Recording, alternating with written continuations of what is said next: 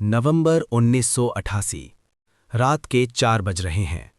हिंद महासागर के बीचों बीच एक छोटे से द्वीप पर गोलियों की आवाज ने रात का सन्नाटा चीर दिया। 80 से ज्यादा हथियारबंद लोग तेज नावों से उतरे। लेकिन उस रात एक फैसले ने इतिहास बदल दिया। ये कहानी है ऑपरेशन कैक्टस की, जो सिर्फ 16 घंटों में पूरा हुआ और जिसे आज भी दुनिया के सबसे तेज और सटीक सैन्य ऑपरेशनों में गिना जाता है। साल था 1988। मालदीव हिंद महासागर में बसा एक छोटा सा देश, जिसकी राजधानी माले एक द्वीप पर बसी है। यहाँ के राष्ट्रपति थे मौमून अब्दुल गय्यूम, जो उस वक्त देश के सबसे ताकतवर इंसान माने जाते थे। लेकिन ताकत हमेशा दुश्मन भी पैदा करती है। मालदीव के एक असंतुष्ट व्यापारी अब्दुल्ला लुत्फी गयूम से नफरत करता था। वो सत्ता चाहता था और उसके लिए उसने एक खतरनाक रास्ता चुना। उसने श्रीलंका के तमिल उग्रवादी संगठन PLOTE से संपर्क किया। भाड़े के लड़ाके तैयार किए गए, योजना बनाई गई, एकदम सटीक, एकदम ठंडे दिमाग से। 3 नवंबर 1988 की रात नावें माले की तरफ बढ़ीं। 80 से अधिक सशस्त्र लड़ाके शहर में उतरे। उनका मिशन साफ था, राष्ट्रपति को पकड़ो या मार दो, रेडियो स्टेशन पर कब्जा करो और नई सरकार की घोषणा कर दो।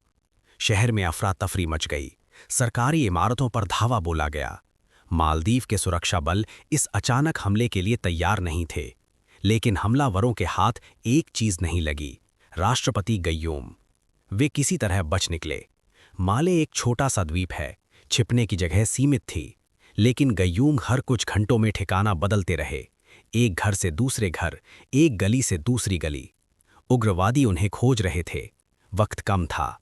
गय्यूम को एक बात साफ समझ आ गई, अकेले नहीं जीत सकते। उन्हें बाहरी मदद चाहिए थी, और वो भी तुरंत। उन्होंने कई देशों से संपर्क किया, लेकिन तत्काल सैन्य मदद का भरोसा नहीं मिला। फिर संदेश पहुंचा नई दिल्ली। प्रधानमंत्री राजीव गांधी को स्थिति बताई गई। ये सिर्फ एक पड़ोसी देश की मदद का सवाल नहीं था, ये पूरे हिंद महासागर की रणनीतिक स्थिरता का सवाल था।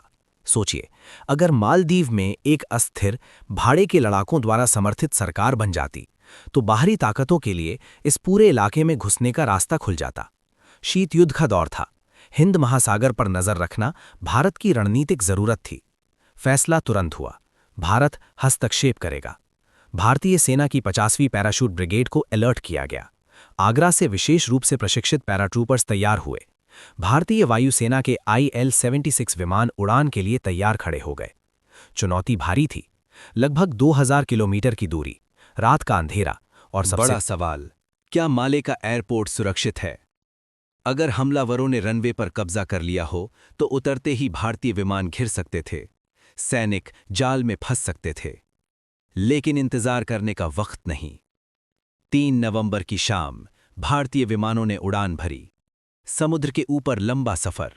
विमानों के अंदर बैठे सैनिक जानते थे, उतरते ही सीधी कार्रवाई होगी। कोई रिहर्सल नहीं, कोई दूसरा मौका नहीं। रात करीब 9 बजे भारतीय विमान माले के ऊपर पहुंचे। नीचे देखा, एयरपोर्ट की लाइटें चल रही थीं। ये संकेत था, रनवे पूरी तरह दुश्मनों के कब्जे में नहीं था। पहला विमान उतरा, दरवाजे खुले और भारतीय पैराट्रूपर्स तेजी से बाहर निकले। मिशन शुरू हुआ। राष्ट्रपति का पता लगाओ, सरकारी इमारतें सुरक्षित करो और शहर को वापस नियंत्रण में लाओ। स्थानीय नागरिकों ने भारतीय सैनिकों की मदद की। माले की तंग गलियों में सर्च ऑपरेशन चला। कुछ जगहों पर मुठभेड़ हुई, लेकिन भारतीय सैनिकों की रणनीति साफ थी, तेजी, समन्वय और सटीकता। एक एक करके सरकारी इमारतें वापस नियंत्रण में आने लगी। राष्ट्रपति गय्यूम सुरक्षित संपर्क में आ गए। तख्ता पलट विफल हो चुका था, लेकिन कहानी अभी खत्म नहीं हुई थी। कुछ उग्रवादी एक व्यापारिक जहाज MV प्रोग्रेस लाइट पर सवार होकर भाग निकले, और वे बंधकों को भी साथ ले गए थे। समुद्र में भागना, खुला पानी और हाथ में बंधक। लेकिन भारतीय नौसेना पहले से तैयार थी। INS गोदावरी और INS बेतवा को तुरंत पीछा करने के आदेश मिले। खुले हिंद महासागर में ये एक तनावपूर्ण पीछा था। अंततः भारतीय नौसेना ने जहाज को घेर लिया। चेतावनी दी गई, उग्रवादियों के पास कोई रास्ता नहीं बचा था। बंधक सुरक्षित छुड़ाए गए, हमलावर गिरफ्तार हुए। करीब 16 घंटों के भीतर सब कुछ नियंत्रण में था। राष्ट्रपति गयूम अपने पद पर बने रहे। मालदीव की लोकतांत्रिक सरकार सुरक्षित थी। दुनिया हैरान थी। इतनी तेज, इतनी दूर और इतनी सटीक सैन्य कार्रवाई बिना किसी बड़े नुकसान के। ऑपरेशन कैक्टस इतिहास में दर्ज हो गया।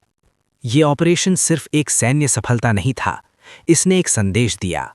भारत अपने पड़ोस में अस्थिरता बर्दाश्त नहीं करेगा, और जब कोई मित्र देश संकट में हो, भारत पीछे नहीं हटेगा।